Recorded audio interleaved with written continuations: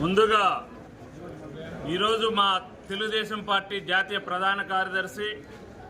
మాజీ మంత్రివర్యులు నారా లోకేష్ బాబు గారికి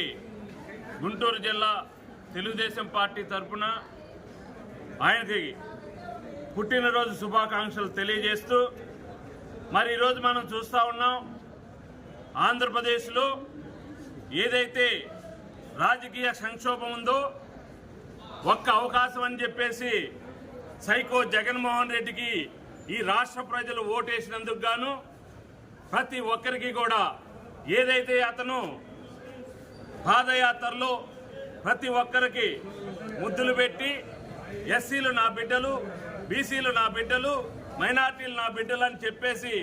ఒకే ఒక్క అవకాశంతో వీరందరినీ కూడా గొంతు కోసినటువంటి జగన్మోహన్ రెడ్డి యొక్క పరిస్థితిని మనం చూసాం. అందుకే మా యువ నాయకుడు ఈ రాష్ట్రంలో బడుగు బలహీన వర్గాల వారికి జరుగుతున్నటువంటి అన్యాయాన్ని తెలుసుకోవడం కోసం పాదయాత్ర చేసి పాదయాత్రలో ఈ యొక్క బలహీన వర్గాల యొక్క సమస్యలను తెలుసుకొని ప్రతి ఒక్కరూ ఎవరైతే ఇబ్బందులు పడ్డారో, ఎవరి వలన ఇబ్బంది పడ్డారో వారి యొక్క ఆఫీసర్లు కానీ అధికారులందరినీ కూడా ఒక ఎర్ర బుక్కులో రాసుకున్నటువంటి దాన్ని కూడా మేము గుర్తు చేస్తా ఉన్నాం. దానితో పాటుగా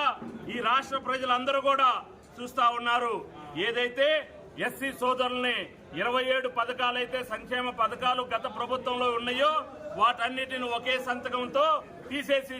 జగన్మోహన్ రెడ్డి ఈ రోజు ఎస్సీ సోదరుల్ని మోసం చేశాడు. అదేవిధంగా బలహీన వర్గాలైనటువంటి బీసీ సోదరులందరూ కూడా నాతోనే ఉన్నారని చెప్పుకొని తిరిగినటువంటి జగన్మోహన్ రెడ్డి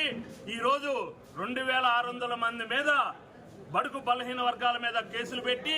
26 మందిని గొంతు కోసి చంపినటువంటి జగన్ సైకోని ఈ రోజు మన గుంటూరు జిల్లాలోనే మాచర్లో ఏదైతే తోట చంద్రయ్య యాదవ్ ఉన్నాడో జై జగన్ అనలేదని చెప్పేసి జై తెలుగుదేశం, జై చంద్రబాబు నాయుడు అన్నాడని చెప్పేసి అతని గొంతు కోసి చంపినటువంటి ఈ జగన్మోహన్ రెడ్డికి నూకల చెల్లాయని చెప్తున్నాం. అదే మార్గంలో రాబోయే కాలంలో 2024లో ఖచ్చితంగా ఈ జగన్మోహన్ రెడ్డికి చిప్పకూడు తినిపించే రోజుల దగ్గరకు వచ్చాయని చెప్పేసి ఈ ఆంధ్రప్రదేశ్ లో ఉన్నటువంటి 5 కోట్ల జనాభా కూడా 2024లో మా మిత్రపక్షాలైనటువంటి తెలుగుదేశం జనసేన పార్టీని గెలిపించి అధికారంలోకి తీసుకొచ్చి చంద్రబాబు నాయుడిని ముఖ్యమంత్రిగా చేసే బాధ్యత